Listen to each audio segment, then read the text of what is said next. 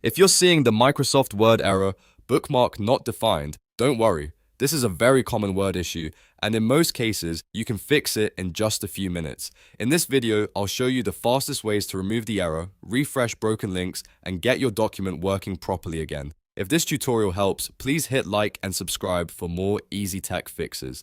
Let's jump right in. First, if the error appeared right after you deleted some text, the quickest fix may be to undo that change. Just press Ctrl+Z immediately and check whether Word restores the missing bookmark reference. In many cases, the bookmark itself was removed by accident and undo brings it right back.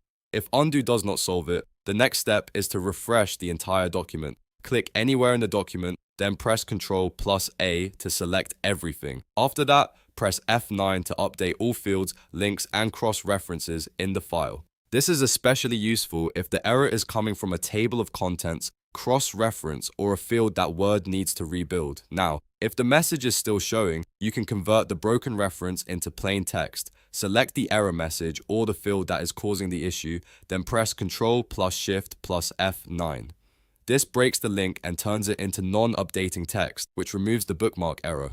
This is a very useful fix when you no longer need the field to update automatically. If the error is showing inside your table of contents, right-click the table of contents and choose Update Field. Then select the option to update the entire table.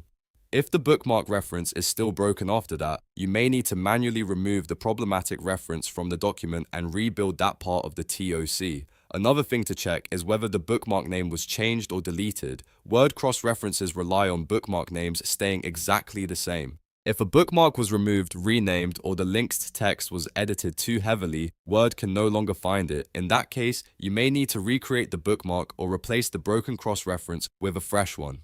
Here's a quick best practice tip. After fixing the error, save a new copy of the document so you don't lose your changes. If the file is shared with others, make sure they know not to delete bookmark sections or linked text unless they plan to update the references afterward.